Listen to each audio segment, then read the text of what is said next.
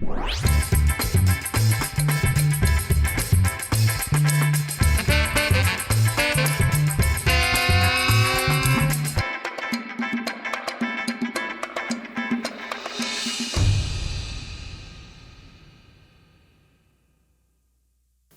last week I was really down, and a couple of you actually sent messages. Thank you very much. And those who did not send message, like Montez did send a message. Like, thank you very much, guys. Sometimes you feel like you have the energy to pull through, and your body tells you that, bro, you need to sit down for a bit. You want to get things done. You want to fight hard to get these things done, but your energy keeps telling you, your inner self keeps telling you that you need to fight this thing. Well, I'm back. Hi guys, welcome. This is Chat Center, and of course, my name is MC Dibenja. I hope you love my center. I love you all. Don't move a muscle. I'll be right back.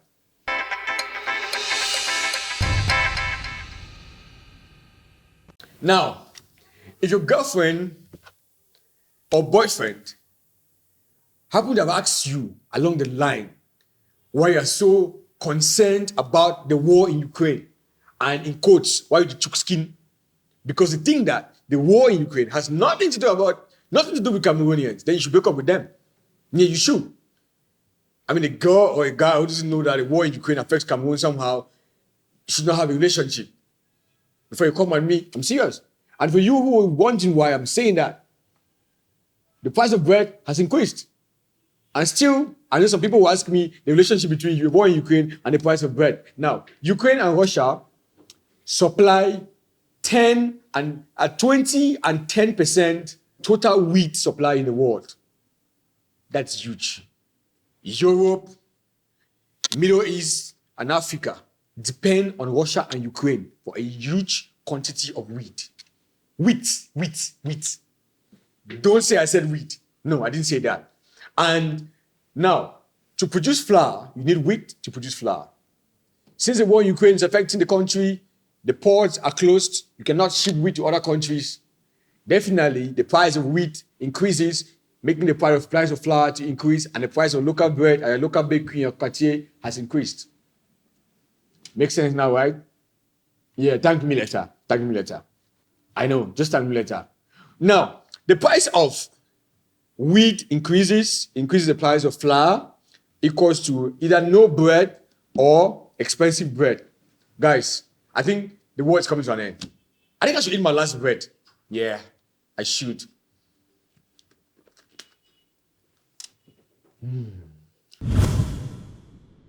Now, away from sad news, away from bread price, away from the war in Russia, away from Ukraine.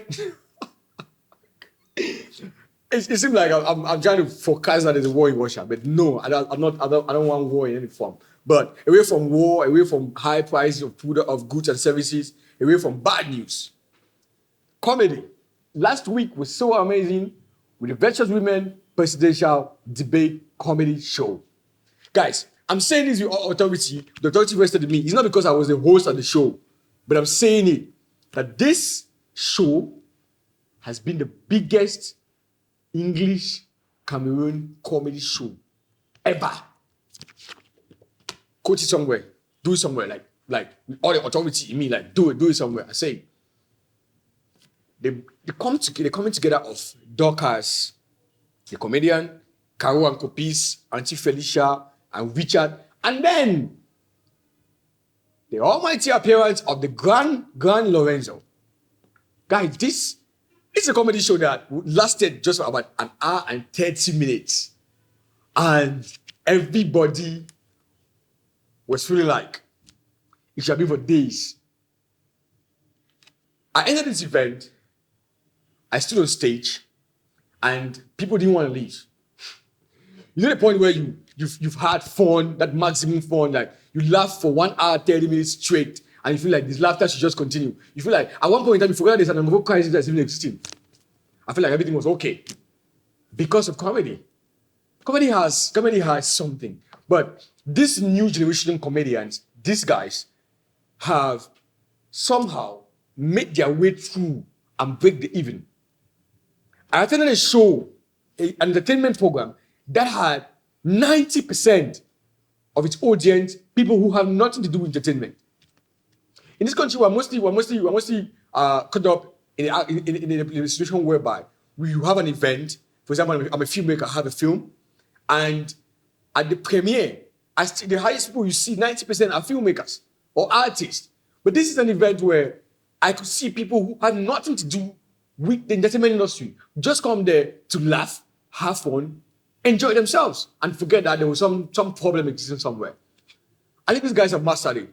This set of comedians, if you look at their following, you look at what they have been able to achieve in the past years.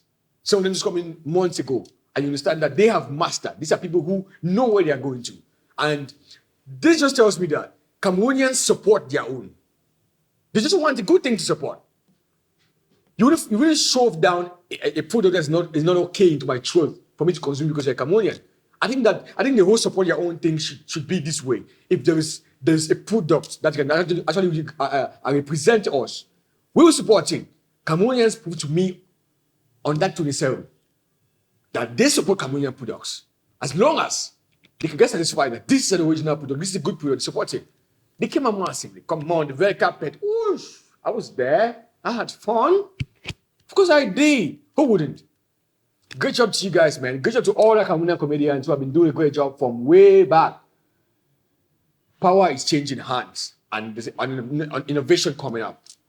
I think you all are doing great. Keep doing it. Keep doing it. And great job to the organizers of the Virtuous Women Presidential Debate. We want to see more of this come up. We want to see other entertainers do events like this. We have people from other people, Cameroonians come out to support it. Brands come out to support it. Talking about events, the Cameroon International Film Festival, Camiff, it's coming up. Once more, it's that time of the year where some of us in the media will be sitting and waiting for those stories. But please, I think we should try this time around to report the positive things. Not people who wear shorts to come to press conferences or people who sleep and get people pregnant and all that. We should have these positive stories. We should have people who make out, who have connections with other industries because of Camiff. Good job to the organizers. Good job to the boss himself, Agbo Gilbert. This guy has been doing a great job when it comes to the film industry in this country. And we all can testify to that. And I feel like brands should look into events like this one. Because the organizers can just do the best that they can. But they can't finance basically everything from their pockets. If we want it to be big, I mean brands, Cameroonian brands, they have started believing in Cameroonians, but they need to believe in Cameroonian products, need to believe in Cameroonian creatives. Because these people have the ideas, they know how to bring it together, but they need the finance to make it big, to represent us. So Camiff is coming up. I think my crew is going to be there. Montes is going to be on the red carpet. Montes is going to be doing great things at Camiff. She'll be there. And she'll be getting all the fashion moments and all that at Camiff and everything. So, guys, let's go to Camiff. Let's get positive things from Camiff this time around. I'm going to watch films, like amazing films. Hidden Dreams, Bakassi the Lost Land. Amazing films at Camiff, right? Yeah, I want to watch them.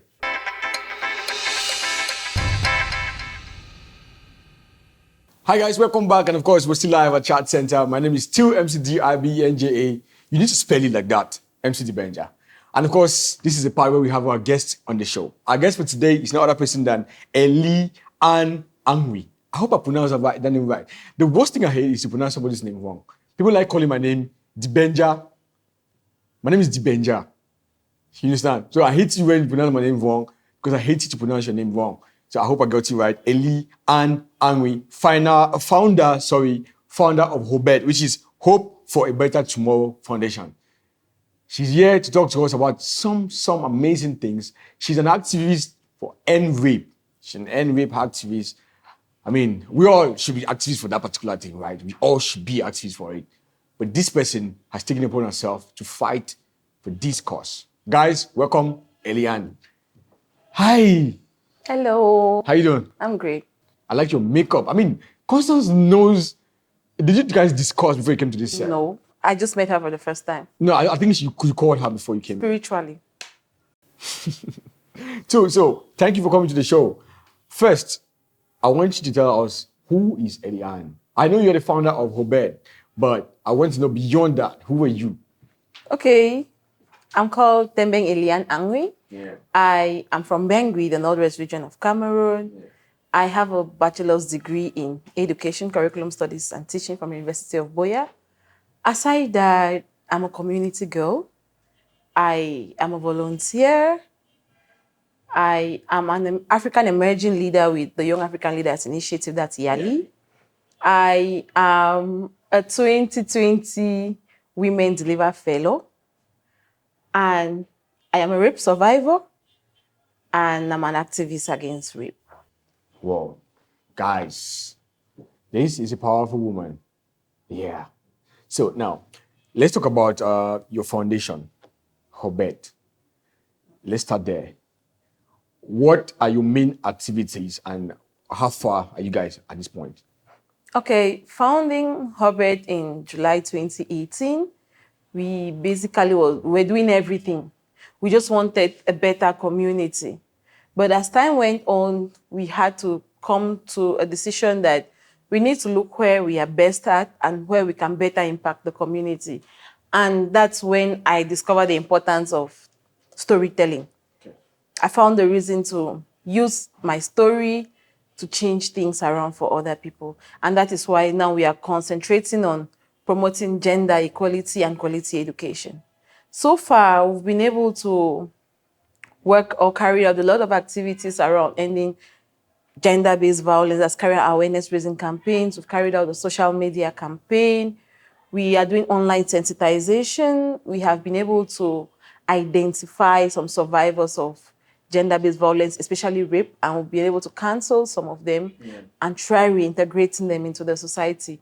Apart from that, we also work around promoting good health and well-being, working on sexual and reproductive health and rights, and working on menstrual hygiene. We are in a setting where our parents still find it difficult talking to us about sexual education, that's comprehensive sexual education. So, and with that, us, or let me say the youth or young adolescents, they do go through a lot of mistakes which we don't want it to repeat itself. So we've taken it upon ourselves to talk to them about comprehensive sexual education. And in the midst of that, if you hear when the crisis just started, there was a time they said young girls use soft grass as to catch their monthly flow. Yes. And coupled with my own experiences I have taken it upon ourselves that at least twice a year, we go out to the community, we educate adolescent girls, and we look for means to distribute to them sanitary kits, not to only help them catch their monthly flow, but to teach them so that when we are not there, they should be able to do it without us. So I have said powerful already, but I want to say you are amazing at the things you do. Are you one of those people who, because over the years, I've heard people say that, why would they give condoms for free and sell sanitary pads?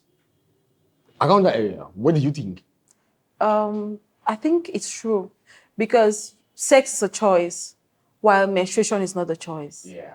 So if you're choosing to have sex, you should be able to provide everything necessary. Yeah. But menstruation, even if you like or you don't like as a lady, you are going through that for about 30 years of your life at least. You're going through that. So I don't see any need why we are supposed to sell sanitary pads. And the funniest thing in it is the price keeps increasing. Yeah. We don't think about those girls back in the villages. We don't think about those girls back in Isobe and Ida now. We don't think about those girls back in Bafia. How would they get money to buy these things? Yeah. That is the reason why us as an organization, we think this is a community project. We could still have done it by ourselves. We can still do things by ourselves. But when you get a community involved in getting things done, yeah, they feel the need to, or they feel being engaged in something. Yeah. That is why we think pads should be free, condoms should have a price. Yeah. Guys, what do you think? I know some guys are watching and be like, nah, we need this thing for free. Like, I mean, why not have the two free? Why not have condoms free and pads? If it's possible, yes, then it's very okay. Now, on your story, you said that at one point in your life, about 10, 11 years ago, you were caught up in a situation where you used a sanitary pad and reused it again. It's not really used and reused. The thing is, I grew up with my grandmother. Okay. I love her so much. So there was a time she was not well and they said they bought her some sanitary pads. She has to open them. We who use sanitary pads, there are some sanitary pads that have either green or blue lining in there. So she has to buy pads, remove those linings, put in water. After some days, she drinks them. So at that time, she has to do those things. When you open pads, you're not supposed to keep them exposed. Okay. Yes. So after she has done that, we had to gather the pads and keep. So I used them. There was no knowledge. I had no knowledge at that time. I think this is a very serious. It's a call for concern that we all should join our voices. Now, you said that you guys are working on a project, getting sanitary pads and menstrual hygiene education to a series of girls around the Tembeng municipality. Tell us about it. Okay. We call it Gift the Menstrual Kit. This is because 2020 January, I went to Tembeng and a lot of the younger ones I left back there, 2013, were about 8, 9, 10 years. I'm back in Tembeng and I'm seeing most of them. We say babies carrying babies. And babies carrying babies. And also schools are not going on. Most of the times, we learn these things in school from our peers or our teachers about menstrual education. But now, unfortunately, they don't have that opportunity. Yeah. Some of them, just after seeing their first menses, they get pregnant because they don't know what to do. We don't preach fornication, but if you're already sexually active, you're supposed to know how to take care of yourself, how to prevent some certain things. So these children don't know. And most of the times with the situation we find ourselves into, some of them are being forced into that activity. And because they are scared and don't have anyone to talk to, they keep quiet. So we are coming now to give them that education. We are not just going to hand you parts and say, no, this part to take care of yourself. No, we are giving them comprehensive education about menstrual hygiene. Not talking only about menstrual hygiene. We are in a period where COVID is still around. The waves of COVID that are coming out now are more stronger than before and they are more silent. So you don't see the symptoms we have at first. We'll talk to them about COVID, and wherever you see Hobbit, you hear about rape. We cannot go out without talking to them about rape. We'll talk to them about how to prevent themselves, how to identify and report cases of gender-based violence, especially rape. And also we bring in a legal person to give them advice on what if you are caught up in situations of violence, where to go to. And you'll be very fortunate because the legal man we are going with works with our organization and he does all our cases pro bono. So if we identify some cases at that time, we can easily work with them. Now, how do other people get involved with these? Because it's something that, like I said at the beginning, we all are supposed to put our hands together, put our heads together to make sure that this happens. We're supposed to make sure that we get to educate our sisters, our friends, the importance of having menstrual hygiene and how to all these things like rape and all these activities. How do we get involved? How do other people get involved in this?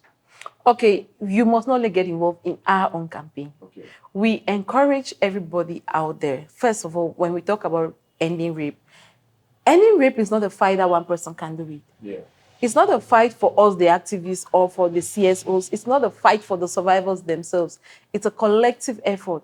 That's why most often we say rape it's my fight, it's your fight. Rape, my fight, our fight. Yes.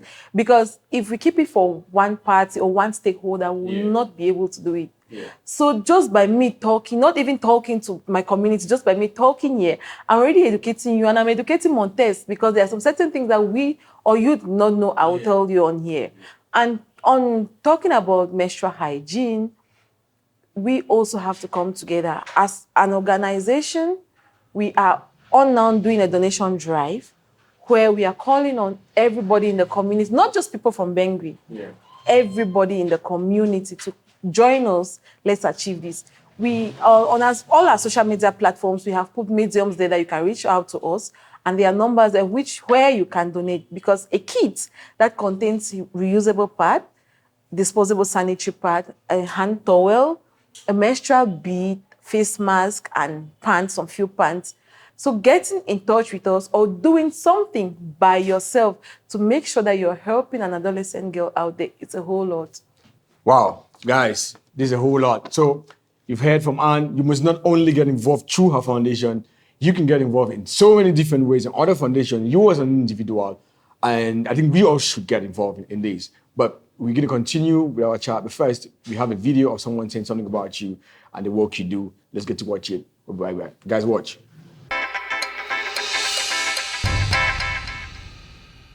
Firstly, it's an incredible honor talking about a superwoman like Eli-anne. She's an activist. She has done a lot to make sure that people like myself are empowered, inspired, motivated. I mean, there are a lot of people who have been through bullying, rape victims out there who have been abandoned by their family. She's always there to make sure that they receive all the help that they can get. By inspiring them that it is okay to be a survivor. Just be happy, live your life the way you deem fit, because suicide has never been an option. Apart from that, she also inspires people to make sure that they take good care of their mental health. That's why I'm super proud of her. She's not just an activist, she's a master chef. She owns her own restaurant. I mean, she's a boss lady, which is something that I must applaud. So I'm just telling her that she's amazing. I love you so much for all you've been doing. You don't get paid for what you're doing, but you do it because of your passion. So stay blessed, stand tall, be brave, and keep doing what you're doing. God bless you so much. Welcome back, guys. So how do you feel? Great, right? All right, let's talk about the next part of his story. You happen to be a survivor of rape, like not just once, but multiple times, and someone who no one or family or people around did not actually believe your story. This is something that most victims are always not willing to talk about because they feel like people are not going to believe them, or people are going to, the whole stigma, stereotype around the whole thing. How was that period for you at that point in your life? How was it like for you? MC, it's survivors, Survivors. not victims. Sorry, survivors. Okay. Survivors. I was very young. I was about the age of between 7 to 9 years old. Okay. The unfortunate thing is one of them was my cousin. And it's only from people within your environment. That's why we often say the devil doesn't come from outside. It's always from inside. So it started with my cousin. He knows my grandmother's program. She always goes out Tuesdays and Fridays, 5 a.m. in the morning for morning prayers. And he always takes advantage of that situation. And he comes into the room. He tried several times first. He could not succeed. And the day he finally got to me, he was like, "Don't tell anybody, I'll beat you." Because he knew I was very afraid of that. My grandmother never let anyone touch me. And he did that a couple of times. There was another guy too who lived in the house. I don't know if they concerted or how, because after his own time, about 2 or 3 times or more, because I was still that small, we had 2 other tenants in the house on 2 different occasions.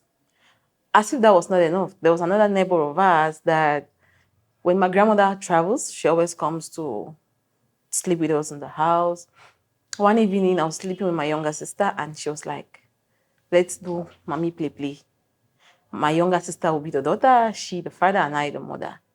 And that night, when my younger sister had slept, she started touching me and wanted to suck my breast. I refused. The next time, he went further, and my younger sister was sleeping. She sucked my breast, and I already had that conception in my mind that if you tell somebody, and they had threatened me before, if you tell somebody, they'll beat you. I was very scared of that. So I did not talk. She did that for a couple of times, and growing up, it kind of changed my mentality about sex. And mind you, I told nobody. Everybody knew me as that talkative child, but I kept quiet with that. So it's only later in my secondary school that I understood that what was happening was wrong. And that time my sexuality was almost changing. A lot of questions would come in place. So fortunately for me, 2018, I was watching Big Brother Nigeria, and they had a task. They were talking on rape. So I was watching it. I went to Yaoundé to do my passport. I had to travel. So I was watching it in Yaoundé and I found myself crying. Nobody in the house could understand what was happening. But I just waved it. When I went again to Ghana for Yali and we had a task, we had to act how you refer cases of GBV to organizations and the hospital. I opted to act as the survivor. Doing that, I still found it as a place to express my mind. I did that wholeheartedly, and where I had to cry, I was really crying tears. So when I came back, there was this game on Facebook, the games we usually play. They say, what is it about you that only you know and you've not told anybody? And I was like, that I've been raped before. A lot of people got to me, are you serious? Or you're just catching cruise? I'm like, I'm serious. My younger sister came to my inbox and she asked, is this true? I said, yes. She said, by who? I hesitated telling her the person. When I actually did, she told me too that in 2012, the same cousin of ours tried doing that to her. But now she was much older because 2012, she should be around 17 or 18 by then. And mine happened when I was about 7 or 8. So at that point in time, she was the only person that, still now, she's still the only person that knows the name of that cousin of ours. So I had a program to go to, I had an opportunity to go to the US. At that time, I was volunteering with an organization, and without funds at that time, my boss sent out a call to assist her volunteers travel. When my uncle saw it on Facebook and I shared it, he burst out that, why am I doing that? Why am I disgracing the family, asking for help outside? I said, it's not me. So he got me very angry and I took the opportunity to burst out. I'm like, you're trying to show your concern now. When I really needed it at that time, you were not there. At that point in time, did you talk to someone or did you talk to your uncle at that point in time and probably he didn't show any sort of concern about it though? Okay, when I shared that message with him, within 30 minutes, the message had gone almost round to everybody in the family. And I was receiving calls. I turned off my phone. Later that evening, when I switched it on, my mom called and asked, is it true what you're saying? I'm like, yes. My uncle got to me and he was like, if you did not like it, you would have spoken out. And my question was, at what age? At 7? Since that day, I closed the topic with him. But later that year, I took out the opportunity. I shared my story now openly in the midst of other ladies. We're sitting, we're exchanging ideas, talking about our experience. That was the first place I aired out my mind. And may her soul rest in perfect peace. Auntie Pashibel, she was the one that consoled me that day. She spoke a lot to me, and I found myself that I got a degree of healing, because what I had in me is I had plans to kill my cousin. It had always been in me. Like whenever I meet him, I had to do him something. But that day, those ladies spoke to me. I came down. They told me to call somebody from the family, and the only person I can really trust and I talk to is my dad. I called my dad. I explained everything to him. We spoke. He told me, okay, get to that cousin of yours and get back to me. Let's hear what he has to say. He tried to, that's not what he did. He was just trying to wake me up in the morning, and I was just advised to let it go since he was not even around. But I'm still waiting for him. When he comes back to Cameroon, I'll handle him. I think the whole family now knows who's our cousin is because it's Cameroon. And this is really terrible, and it's not something that should happen to anyone. And your story, we can really praise that this kind of things that happen to people, and other people should be able to share their stories and feel that level of relief. I know you feel somehow better talking about it right now, and which others could do that. I mean, but when people keep when you say it, and then an uncle will come up and say that if you didn't like it, then you should have reported it at that time. It makes other people not want to talk, but we keep praying that other people could actually could speak out, and could actually get relief. So what is your foundation? What is Hobet so far doing when it comes to the aspect of this whole rape thing? What's Hobet do? Okay, so far I can probably say we have about 20 survivors we have been able to identify, and we have worked to reintegrate them. It has not been an easy journey. And how I I identify my survivors first from my Facebook page. There are some silly posts or some silly quotes I come and post. When from your comments, I'm able to determine what you're going through. And from there, I get to you inbox. I talk to you, I share my own story with you, and do you want us to help you? I discuss with them. So we know how we can do that. We are working with about 20 survivors right now, and we are still open to help more people. We are carrying out a lot of sensitization, both in the communities and online, because a lot is out there and people are scared to talk, because it's either you want to talk and you don't know who to talk to, because you might talk to somebody and they use your story against you. Like a friend of mine told me this ago that because my younger sister was raped, and my friend told me that I don't in Pidgin, I don't want you to stop the rape thing, because Bible talks see the more you talk about something, you call them to yourself. That's why your younger sister was raped. And I was like, are you that serious? So we still need to do a lot of sensitization in our communities. Social media is not left out. Presently, we are trying to work on a project where we can get everyone involved, getting the survivors involved, getting the media involved, because the media plays a great role. Days back or years, but let me start from, there was a case after Daphne came out and of a young girl that was raped in Douala and she died. Unfortunately, we posted that girl's picture. A lot of people posted that child's picture. About a month ago, a child was raped in Douala and she died. Her pictures, the Bafusam case, you see the pictures of these survivors online and you don't see the pictures of the perpetrator anywhere.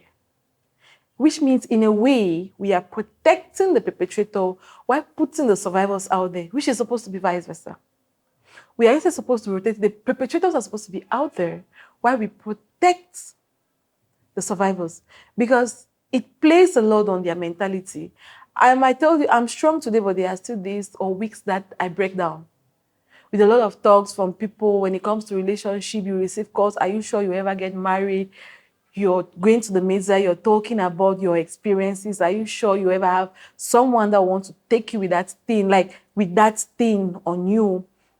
We have a lot to do with the media and sensitization. So we are working on a project like that, and we believe that it goes through and we continue. I mean, and your story is really heartbreaking. Your experience is not just from a guy, not just from guys, but from a girl too. So it's a whole thing that we all should come together, join our hands together, and see how we can fight this whole thing. And thank you very much for sharing your story. But before you go, I mean, let's get to a nice part of the show. I mean, let's have some fun on the show, right?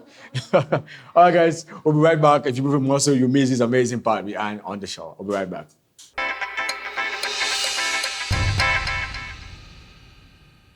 Okay, guys, welcome back. And of course, you see on the table, we have our whiskey as usual. Are you ready? Can I switch? What? Water. No. You remember you agreed already that you drink whiskey. So we have a series of questions to ask you. We ask them, anyone you feel, you take a sip. And if you get one, I take a sip. So, question number one. Who is the Minister of Women Empowerment and the Family? Marie Teresa Bena. Oh, guys. See. I mean, this so far should be our most diligent guest.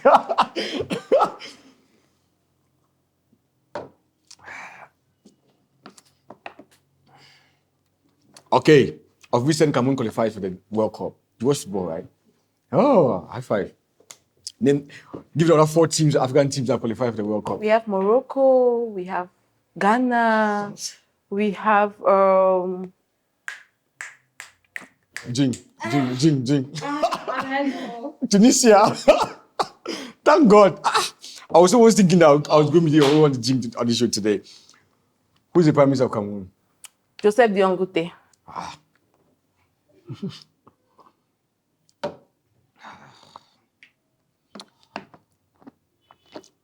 Who's the Minister of Health? Mohamedou, I don't know.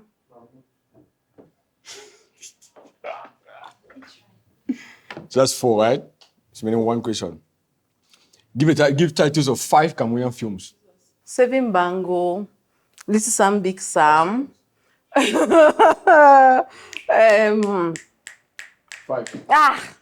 Lord.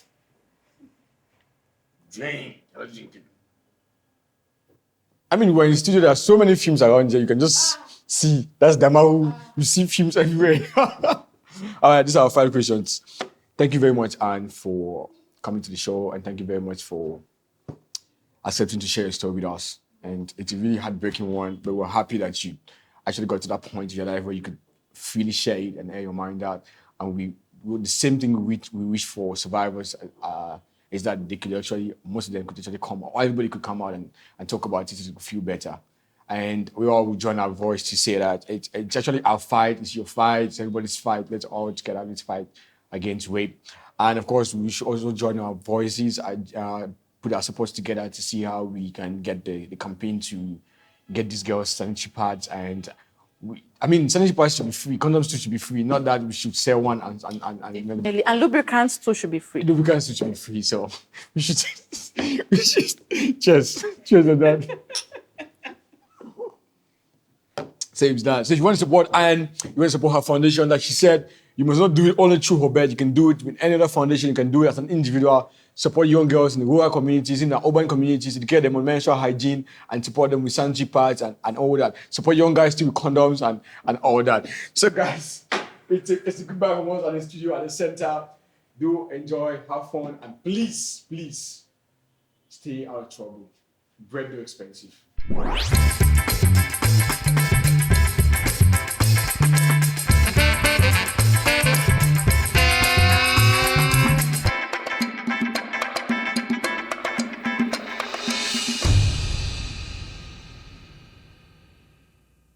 Thanks for watching, guys. And of course, if you want to enjoy more of contents like this, please subscribe on our YouTube channel. It's The 6 Studios. I love you. I won't beat you if you don't subscribe, but please subscribe. Thank you.